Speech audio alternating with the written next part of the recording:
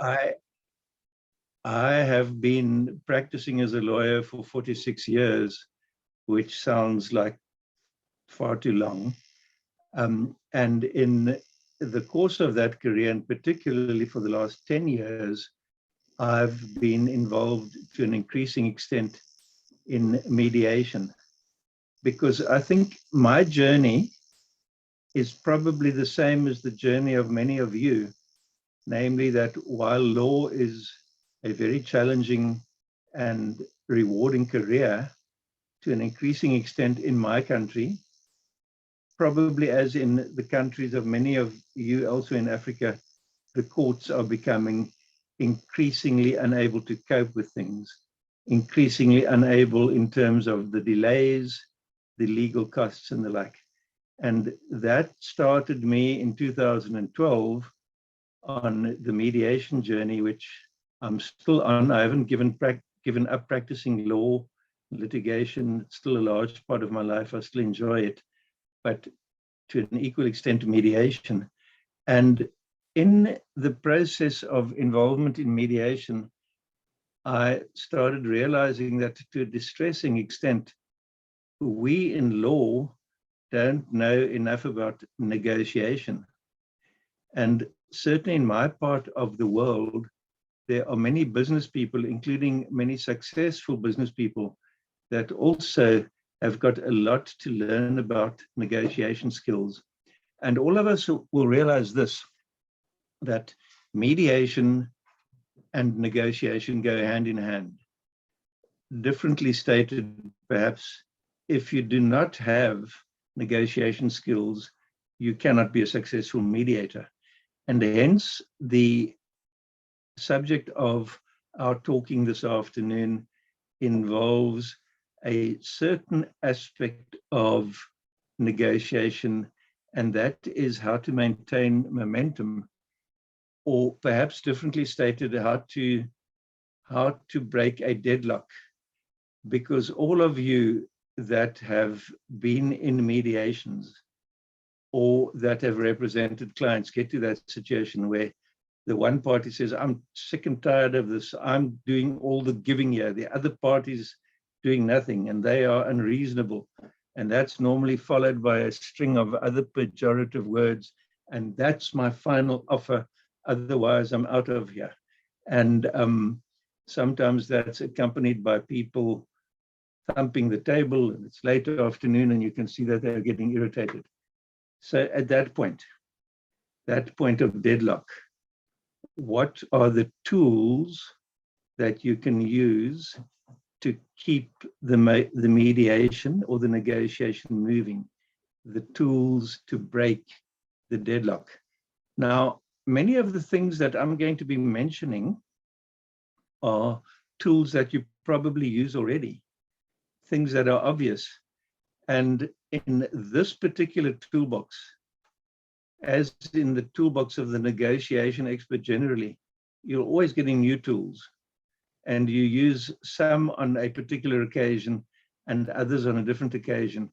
And I don't think there's anybody in the world that can honestly claim that they know everything there is about negotiation. It is a learning process that you carry on with throughout your career. So we'll be looking at some of these tools, but let me emphasize, one cannot, in the course of 55 minutes, give an overview of everything that you use to break a deadlock, nor is there any one golden or silver bullet here that will always solve a deadlock situation. There's no such thing. We will be discussing a range of skills that you use in order to break the deadlock situation. Let's go through some of them one by one. And won't you tell me, Moreneke or anybody, do we have time for questions right at the end, or do we operate that anybody that wants to raise a question or a comment just uses their hand raising icon as we go along? Okay, we have questions at the end. So if you go on for about 40-45 minutes, then we'll have the rest of the hour for questions and answers. Okay. Or comments. So at around 1:45, I must shut my mouth up politely and wait for everybody else to ask whatever it is that they want to ask. But let's go through some of those tools that I'm mentioning. And some of them are actually applicable to the mediation process generally. And the first one I want to emphasize is this: fractionalize the dispute that you're dealing with. Fractionalize the dispute. What do I mean by that? Most disputes that you are involved in as a mediator or negotiator, you can break the dispute down into component parts. Let me give you an example. Let's say the dispute is about the amount owed by one contracting party to another for services rendered over a 2-year period. That dispute is already capable of being broken up into fractions. The services rendered in year 1, the services rendered in year 2. Maybe the invoices have got some disbursements that the service provider has incurred, and the rest is for the actual services. Maybe there's a claim for interest, legal costs, and the like. And you break these into fractions for a very simple reason, and that is this: the fractions of the dispute are bargaining chips.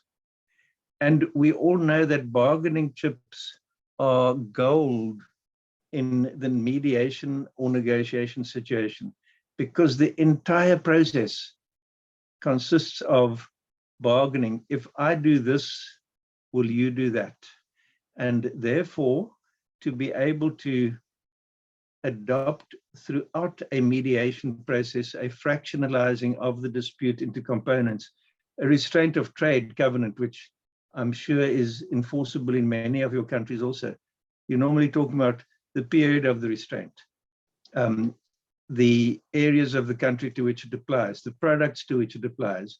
Does it apply only to the one party dealing with certain clients or all the clients? So always, as part of the planning exercise and during the mediation, try and break up the dispute into as many fractions, as many bargaining chips as possible. But now you're at deadlock. You're at 5:30 in the afternoon, well, 5:30 West African time, 6:30 South African time, and people are tired and they're slamming the table and indicating that their last offer is their final offer and they're not prepared to move anything more. So what do you do then? And here's a couple of words of advice that I want us to dwell on. The one is this: it is good at that deadlock stage for you as the party leading the negotiation or as the mediator to go through the progress that you've already made in the course of negotiations. To say to the people, remember, we started off this morning with 9 bargaining chips or 9 areas of dispute on the table, and you guys have already agreed on 6 of them. So recount the progress that's been made, simply to emphasize to the people that there has been movement in that dispute. Because the more movement you can show, the more you can emphasize that both parties have already been reasonable and have already reached agreement on maybe 3 or 5 or 6 of the issues.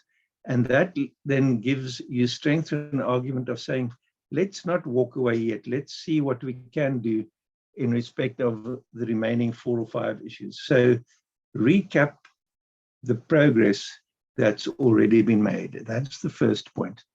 The second point is this, and it is something that underlies the entire mediation or negotiation process.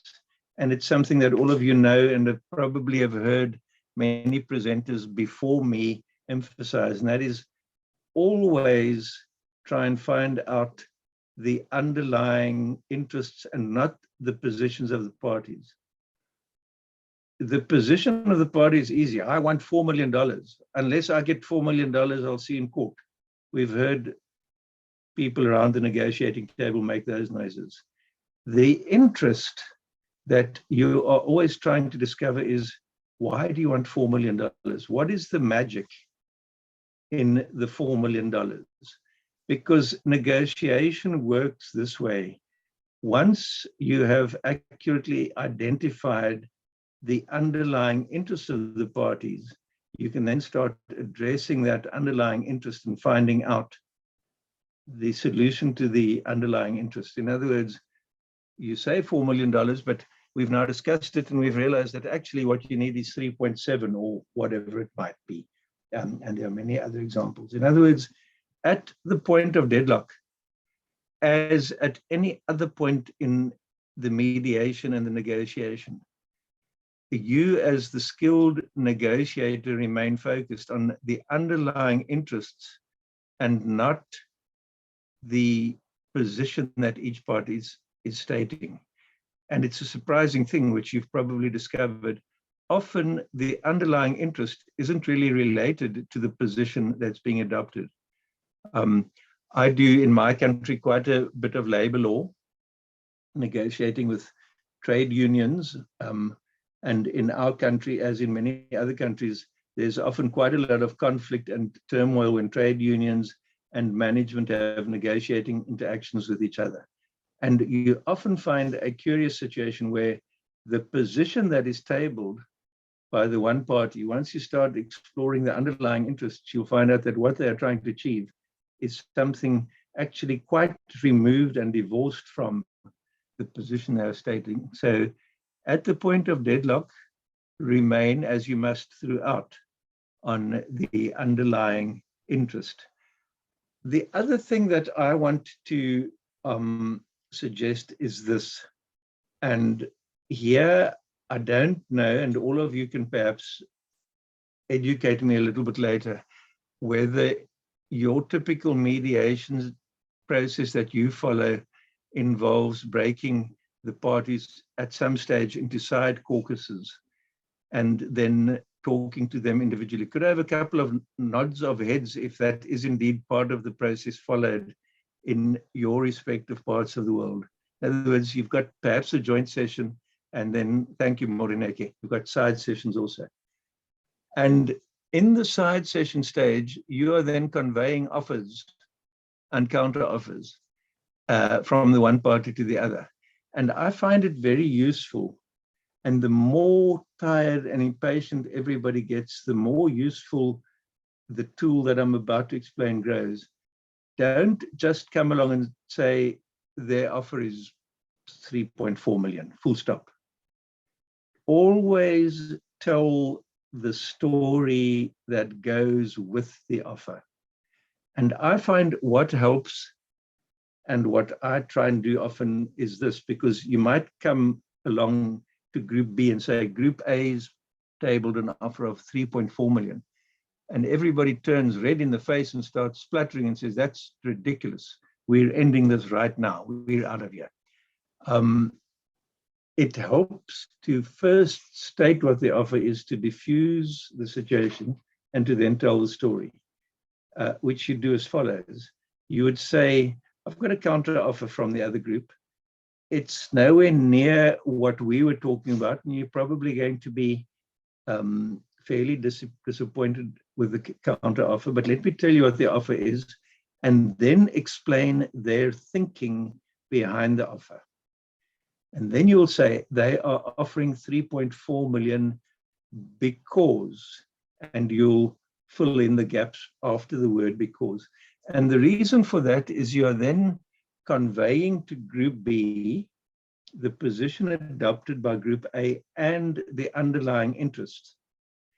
And the underlying interest, as I've said already on 2 occasions, is what you need to be discussing. So by doing it in that way, rather than just coming along and stating what the other party is prepared to do, you encourage the discussion to keep on going.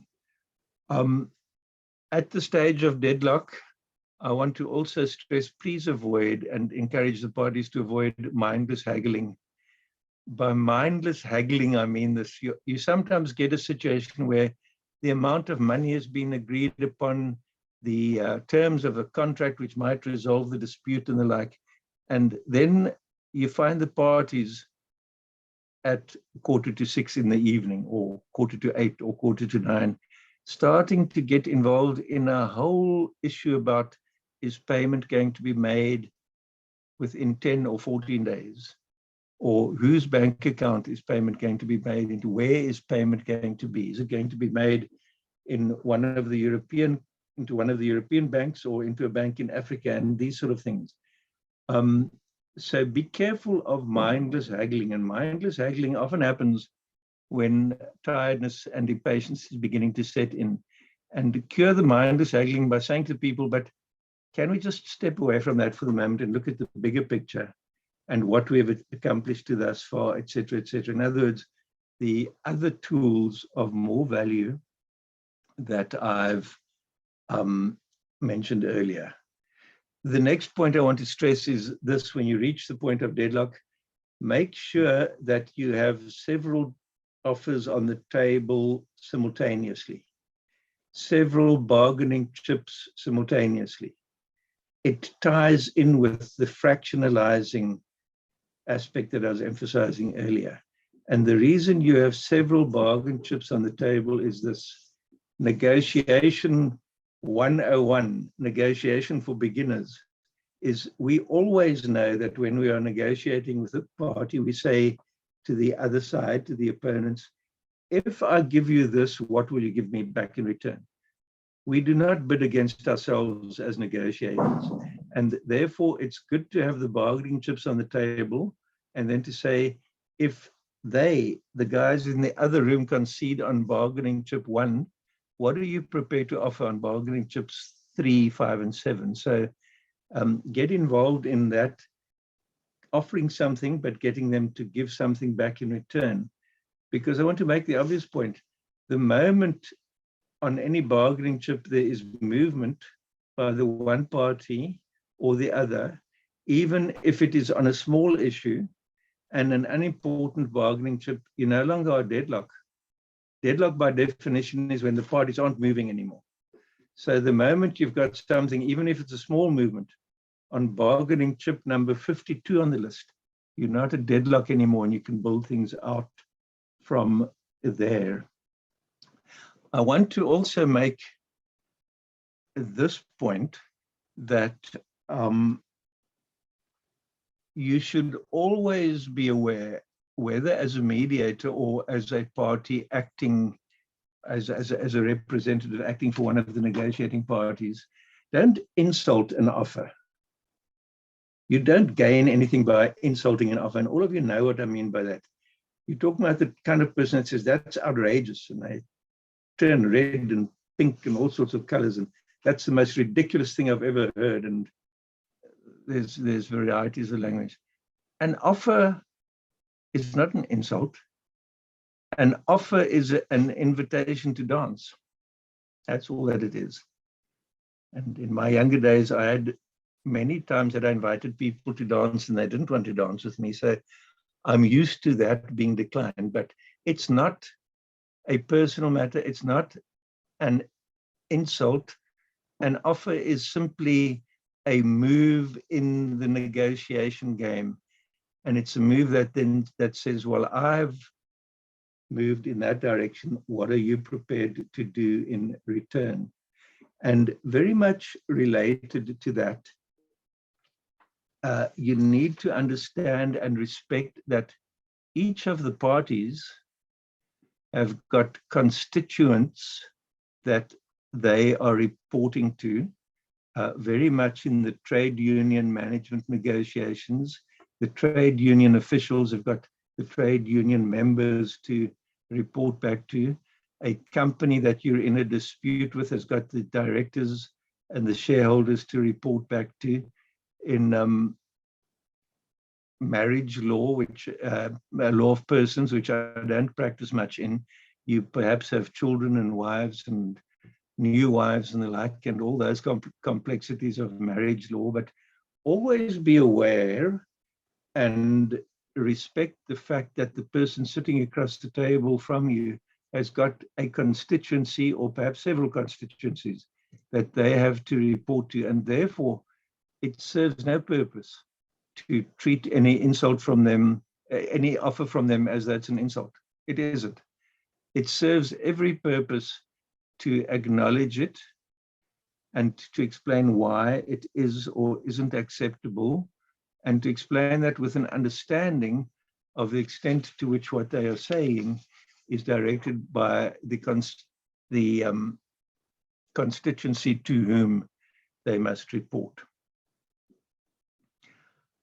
I'm going through these points fairly quickly, and the good news is I might even be finished before quarter to 6 West African time, quarter to 7 South African time. But and please make a note, and anything that arises you can discuss afterwards. But the next thing that I want to emphasize is, don't demonize. We are so quick to demonize the other side in litigation, the other side in commercial negotiations, the other side in matrimonial disputes, to say, oh, of course, we didn't expect anything else from them. They've got a long track record of dishonesty. And that particular MD of theirs is the lowest scumbag that I've ever dealt with, etc., etc., etc. You all know the language. It serves no purpose whatsoever to demonize the other side or to confuse irrationality or ignorance with dishonesty. We're very quick. I think it's one of the unfortunate things that law teaches us. We're very quick to point the dishonesty finger and to say, well, obviously you're a fraud, or to accuse them of whatever. And obviously, and often that accusation is based on the fact that we don't yet understand their position properly. But avoid demonizing, avoid attributing dishonesty to the other party, because it is not a positive attitude that achieves anything in the negotiation situation. Ignorance is a different matter. To accept that they have adopted a particular position because of ignorance is fine. It is good. Because once you take that view, your next question from there is, well, what is it that they don't understand? What is the source of that misunderstanding and of that ignorance? What do we need to explain? Or who can we perhaps call in as a third party to give advice on that particular situation? So welcome ignorance or lack of understanding, because it is something you can cure, but don't get that mixed up with demonizing. Questions play a very important role in mediation throughout, but especially at the deadlock stage. That question, why, it's one of the most useful words. Why? Help me understand that. Help me understand why you cannot agree on that aspect. Help me understand your attitude, not in an aggressive manner, because, and it's probably the subject of an entire different session, I personally believe that aggression plays a very limited and relatively useless role in negotiations. But in exactly the time that I've just raised the question, help me, I don't quite understand that. Help me clarify. Are you saying X, Y, Z, and that sort of thing? Probing questions as to why, probing questions aimed at helping you to understand their stance, play a very, very important part in breaking a deadlock, and use them throughout questions that can perhaps make them think. Because if you ask a question, everybody that has or has had young children know this, that you are then wanting them to rationalize the position they've adopted. And sometimes they haven't. Sometimes it's been a knee-jerk reaction. And you then say, I hear you saying that, but help me understand it. And suddenly you place the ball back in their court, and they have to start coming up with rational reasons for the position they've adopted. And perhaps they haven't even got those reasons yet, which makes them go back to the thinking and justifying, and might result in them in turn moving or indicating that on one of the bargaining chips on the table, they are prepared to adopt a different stance. The next thing that I want to touch on briefly is an ultimatum. My advice there generally is, somebody gives me an ultimatum, I ignore it. I pretend it hasn't been given. Because an ultimatum is, to me, the result of one of two things. Either a sense of doubting and insecurity on the side of the other negotiating party, which is good. Because if you can find out what it is that they are doubting, what it is that is making them insecure, you can address that. It's either that or an ultimatum is there to test you. And once again, anybody that has raised young children knows this also. To test you, let me see how far, or they are trying to find out how far they can push you. And if you ignore an ultimatum, you're sending out a very loud and clear message that says, I'm not here to be pushed around. So don't even try the ultimatum game with me, because it's not going to get you anywhere. And ultimatums, I suppose, get me to the next point, which is this. In mediation and in negotiation, no doesn't mean no. No is simply the other side building a wall and saying, for the moment, I've put up that wall, indicating that I'm not going to move beyond the wall. But you'll then immediately realize that there's lots of space for discussion behind the wall that they have erected. And if the discussion goes well, then you can perhaps eventually move up to the wall or to your side of the wall. And the question when you're confronted with a no is, what does it mean? What are they saying? Are they saying we are not yet ready to agree? Are they saying no because there is something that I don't understand about the situation or about your offer? Are they saying, I don't think I can afford it? I want, in which case you discuss terms or other terms. I need additional information, in which case you find out what that additional information is. Or I have a constituency and I need to consult with my constituency, in which case you perhaps stand down for half an hour or postpone for a day or so to enable them to do so.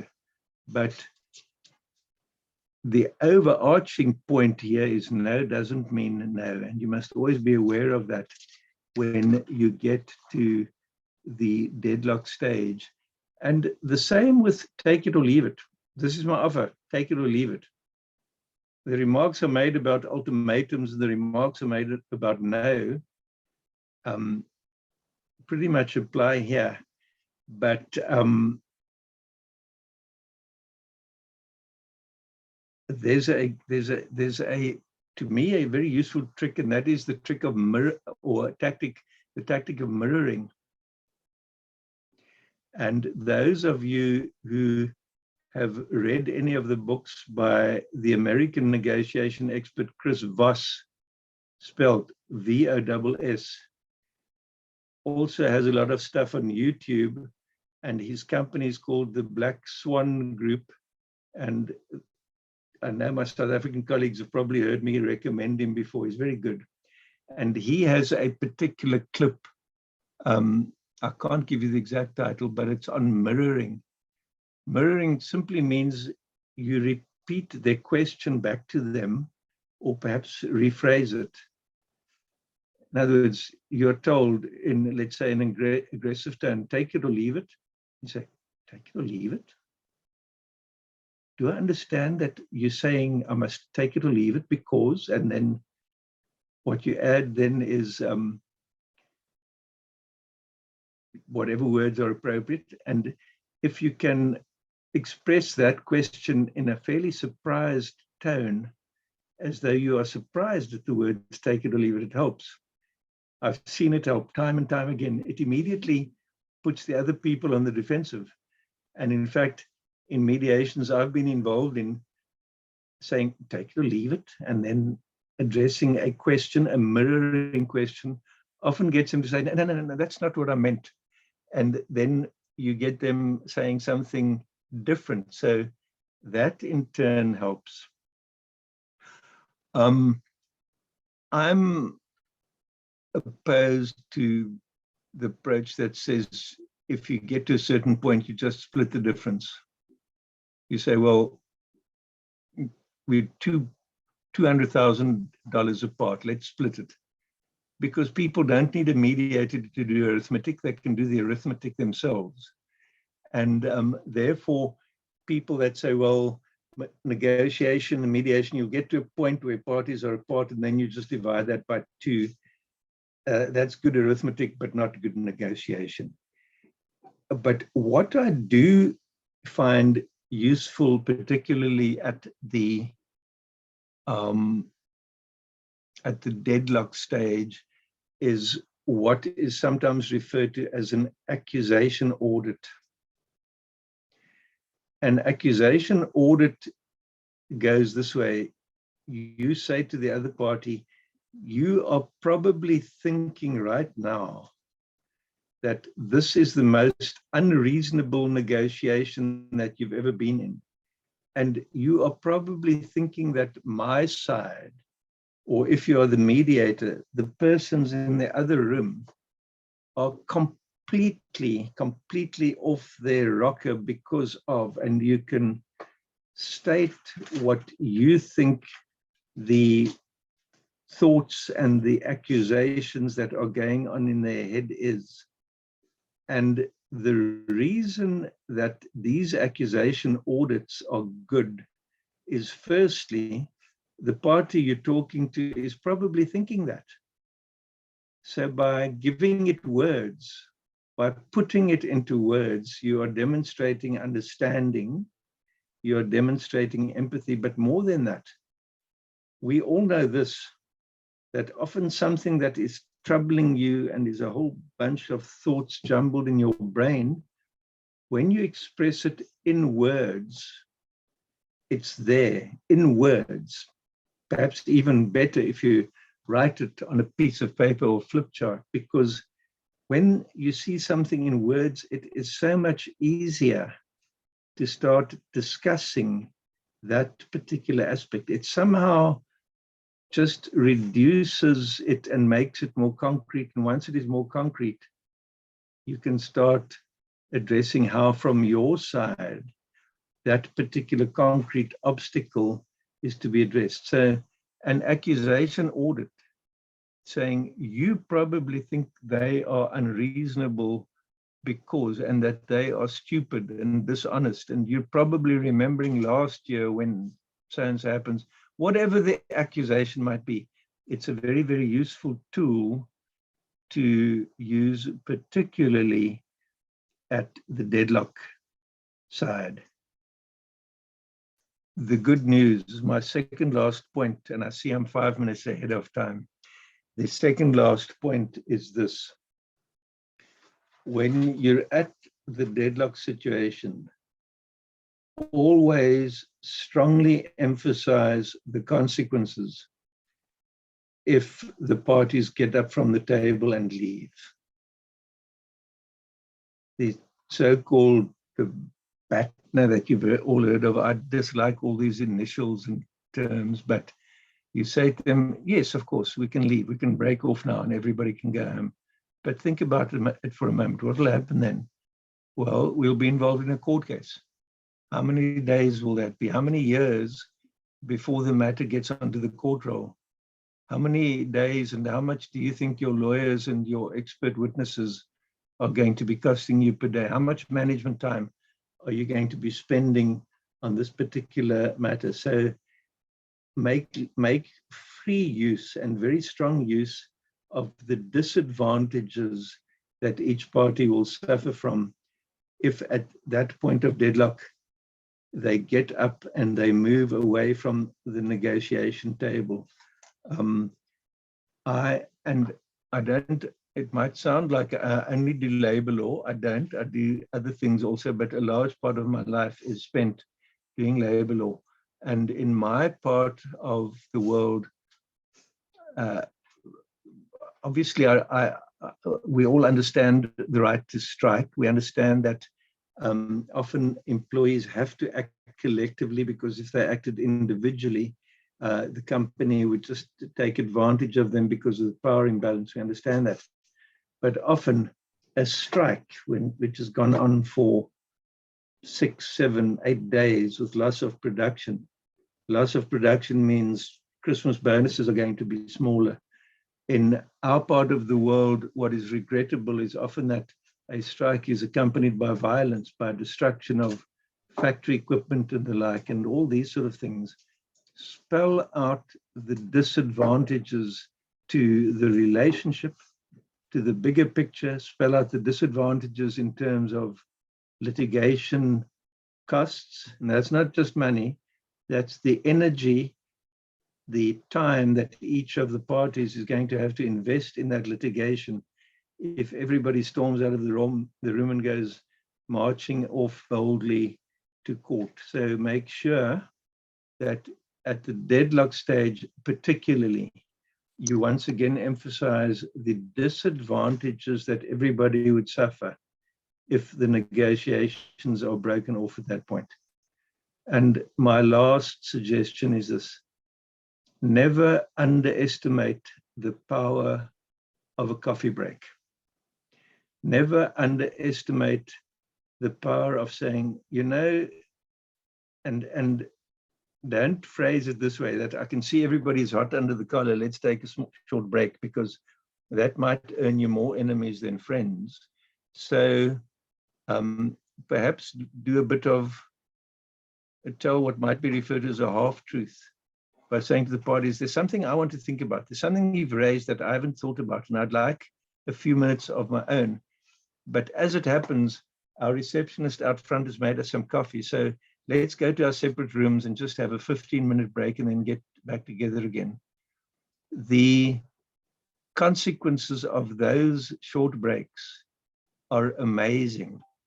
That obviously they'll talk and such. And obviously there'll be situations where they come back from the break more angry than when you started the break. There will be those. But you'll find more often than not, people come back from the break in a more constructive frame of mind, because while they've been spending their 15 minutes, they've been talking about the sort of issues that you want them to talk to in order to restore the movement and the momentum to the negotiation and to the differences that still exist as far as the bargaining chips that are on the table. So a short break, and if you don't, I don't believe you can practice law without drinking at least 12 cups of coffee a day. But if you don't drink coffee, then have a tea break. But never underestimate the power of a short period of time that you give the parties to just calm down and to reassess their situation. That, let me conclude, ladies and gentlemen, by saying this. These are a couple of the tools in the toolbox. How often you use them depends on the situation. You will never get to a stage where you can claim to be an expert that knows everything about all of these tools. You won't. Here's the bad news: you won't get there. You will continue learning and sharpening your expertise for as long as you are involved in the world of mediation and its close relative, the world of negotiation. You will always learn new things. There, I can tell you this, and I can't count the number of mediations I've done as mediator.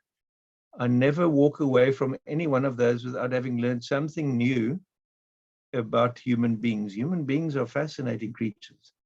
but you can never say you know everything there is to know about human beings. You will always continue learning. You will sometimes use some of these tools that I've mentioned. You will sometimes use all of them. You will sometimes that evening when you sit back and think about the negotiation, you'll think, I should at that point at 11:30 in the morning have said so-and-so instead of so-and-so. It's in the nature of the process, when you revisit anything, you sometimes think of perhaps you could have gotten a better result by doing something other. That's the nature of the game. But what I can guarantee you is that by filling the negotiation toolbox with as many of these tools as possible, and by using them and by being aware of them, you will improve your level of skill and your awareness of the various options and strategies open to a negotiator, and that will automatically make you a better mediator. I wanted to close off with one offer, and you must please tell me if I'm talking out of turn. I've got a one-page reading list of the books that I've read, more negotiation books than I'd care to count, but there's some of them that in my view are valuable, and there's stuff available on YouTube. I am a very enthusiastic student of the University of YouTube.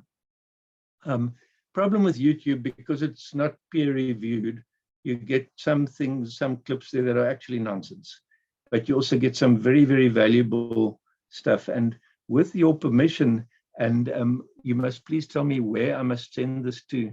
I have a one-page document with a couple of the books and a couple of the YouTube material that I found available.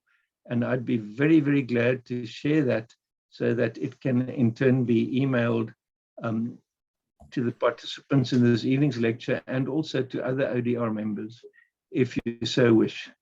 So that is all that I have to say, and I now get to the part that probably truly frightens me, and that is to answer any questions that you might have. I haven't been watching the chat, and I'm not good at that, so if I'm not sure how it works, if somebody can tell me, if people can either raise their hands, I think that's the one way of doing it, or if there are messages in a chat column, which I can't even see on my screen, somebody must please help me. I'm not great with the technology, by telling me what those questions are. Oh my God. Andre, thank you so much. It's been such an interesting time. And you telling us you don't know where the chat is, well, that's where you have the email address, and we'll send it to you. So once you send it to us, we can share it with everyone who has registered for the session. So we have two choices. You can either put your questions in the chat box, and I think Bossy had sent that to everyone before, or you can just raise your hand. You'll find the raise hand column to the right at the bottom of your screen. But I have a few comments and probably a question for Andre.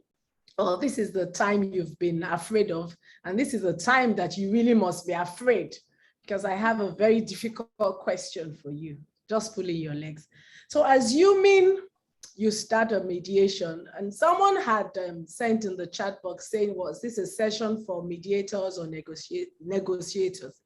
And I said, well, it's for both, because as you explained, you have to understand negotiation to be a good mediator. And so whether you are mediating online, as a lot of us do now, via Zoom or a dedicated online platform, all of these tips and tools in the toolbox of the mediator are things you will still use. You just use them in different ways, just as Andrew had said, at different times and in different combinations. So what you will do in a face-to-face situation might be different from the way you will do it when you are online. But basically, it's still the same tools in our toolboxes as mediators. But Andre, assuming you had a mediation, you've been on it for a while, yes, you've tried to fractionalize those parts of the dispute, and you found out maybe at 6 p.m. WAT that you've been able to achieve progress only on one, and probably you have like 10 items. How then do you use that as a basis for encouraging parties to go on? What would you do? I know there's no 1+1 answer, and that's why it's an interactive section, and we can have other people share their thoughts. But what would you do? Can I make three comments? The one is this: there must come a time in the evening, whether it is 8 p.m. WAT or 11 p.m. My record was I was busy till 11:30 one evening and we settled. But believe me, by then there were some grumpy people in that room. There comes a time when you say to everybody, we've gone as far enough as we can today. Can we meet again? Try and make that soon. Because my experience is that in the interval period, in the intervening period, sometimes buyer's blue set in and people come back to the second day having reversed their stance on all sorts of things. So if possible, and subject to the diaries of everybody, make that continued day soon. The second thing that I find is very useful, Morinaki, is this: if you're able to fractionalize, and most commercial disputes, which is the world where commercial and labor disputes, which is the world where I do most of my mediation, are capable of being fractionalized. I find it is very useful to have a flip chart or something like that in each of the two rooms to which you will allocate the disputants. And before you put them in the rooms, having gone through opening statements and welcoming everybody and explaining the process, etc., you say to them, in other words, if I understand correctly, the issues that we have to resolve today are, and you then write them on both flip charts. And you then carry the one to the other room so that in each room, there is a flip chart. And as you reach agreement in principle on one of the issues, draw a line through it. It has got a tremendous, and I don't pretend to understand human psychology. My colleague Sherry Lee from South Africa, I think, would be much better at explaining these things to you. But for some odd reason, seeing those lines drawn through the disputed issues create a certain mindset so that by the time people get to a situation where they've resolved 8 of the 10 issues, they have a tremendous impetus and willingness and investment to sort out the remaining 2. I'm not saying there won't be the straw that breaks the camel's back. I'm not saying there won't be that final hurdle that will cause the thing to stumble. But I am saying that flip chart, listing things and then crossing them off, has got that sort of value. And let me say this also, assuming ultimately that you get to a stage where you started off the day with 10 disputes, 10 fractions of the dispute, and you have resolved 8 of them, and it just seems that you're not going to get the parties to find each other on the remaining 2. What I then do is say this: look, we haven't settled matters overall, but how about agreeing to be bound by that which we have already agreed to, the 8 issues, because that is then going to turn your 10-day court case into a 2-day court case, which is going to make things very much easier and less expensive for the parties. So that's very much second prize, but don't forget that that's one of the options that you have. Does that answer the question? Yeah. Do I have less cause to be afraid now? Yes. Or does that maybe depends on the next question that there's going to be. You have less cause to be afraid. Well, yes, we do that here also, and sometimes it's sometimes we call it a partial agreement. Sometimes we just, rather than waste the whole day, and just as you rightly said, reduces the time you have to be in court for or what the judge needs to determine. Yes, especially for in court referred matters. The judges are always very happy to have at least some resolution on certain things. And we do that mostly in family matters where the issue of children, settlement of property, all of that would have been decided, and all that goes back to the court is really the solution, which the parties cannot agree and which the court would have to actually have to take oral evidence in order to order a dissolution. So yes, that works very well in this jurisdiction. And also. Can I also suggest this? If you're doing it online, and you're correct that more and more of the mediations are going to become online. It's the world in which we live. Yeah. Become familiar with the share screen facility, because in share screen I don't know Teams too well. I use Zoom more often, but on share screen you can create a whiteboard. It's one of the things you can click on, and you can then type that same list of issues. You can type it in 2 columns: Fred's disputes, Joe's disputes, and you can then have those 2 columns, but they can serve the same purpose as the whiteboard. Namely, as you reach resolution in principle on some of them, you can put a tick or a cross or some other fancy thing there. Could I also mention to everybody that for purposes of conducting online dispute resolutions or negotiations, go and have a look at an app called Miro, spelled M-I-R-O, which has been around, I think, the last 3 years, and which also has got all sorts of useful things that enable people to join in on a meeting and exchange ideas, and it even enables them to type out little notes and paste their notes on the board in a particular place on the board. So it's very much a extremely functional equivalent of the flip charts that we used to use in the good old days. Thank you, Andre. And you know, when you actually put people in private rooms, even in Zoom, and you have the white board up, you can actually leave them in their room, in the privacy of their room, with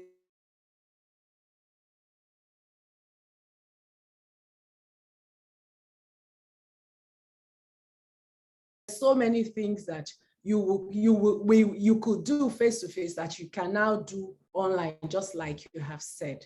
Yes. Now, Zoom I find Zoom to be a very useful platform. Also, the breakout rooms, where you can then allocate the disputants to you can actually create up to 6 breakout rooms in Zoom. I understand in Teams you can create up to 10. And you can then put each party in a breakout room, which means you as the host can then move from room to room, but the parties cannot see, each party cannot see what's happening in the other breakout rooms. In most dedicated ODR platforms, you can have as many rooms as you want. Those are platforms that are designed basically for dispute resolution, because they're designed to enable just to like recreate what you would have in the real life sense, and to keep people, whether in private rooms or in joint sessions, with all of the facilities that you would have. So you have those. Sorry, do we have any more questions? It looks like I'm talking too much here. Do we have anyone that has any questions or comments for about what Andrea, or whether you want to give us any more tools? I'm sure Andrea would like to learn about any tools that he has not mentioned. He doesn't know all. We all don't know all, just as he said. So we would like to learn, if you're willing to share. Okay, except we have 3 minutes to do so. So let us, Morineke, let me say also this, the little bit that I have learned about ADR since you and I met digitally as a result of Claire Fowler, I am encouraged by the work that you're doing. I believe this, that whether you're in West Africa, East Africa, Central Africa, whatever, the mediation space that we are all beginning to occupy, and especially in commercial law, which is where I live, it doesn't matter which part of Africa you're from, because negotiation is negotiation, and people are people. And therefore, it is good to set up networks of people interested in sharpening and increasing their skills throughout this continent of ours. And therefore, firstly, I think this is the 3rd of your sessions that I'm taking part in. the previous times I was an audience, and I was a very quiet member of the audience. Most of your audience tonight seem to fall into that category also. But I learned a huge amount. And certainly if at some future date there's anything else that you think would form the subject of an interesting negotiation presentation, please let me know. I will. We will, Andre. And I'm sure we'll probably be able to draw from our audience this evening someone who would come out and not be the very silent participant, just like you were in the last 3 sessions. I'm sure we can identify a few of them already, and we'll draw them out so that they can share with us from their wealth of experience, just like you have. Thank you so much, Andre. And I don't see any hands up. Am I mistaken? If I don't, then we will just say, thank you, Andre. It's been a pleasurable 1 hour with you. I don't know about others, but I definitely have a few more things to drop in my toolbox. And even if I've had all of those things before, I've had them in a different, from a different perspective, and they will definitely be useful to me. Thank you, everyone, and enjoy the rest of your evening. Thank you. Cheers. Stay well. Bye.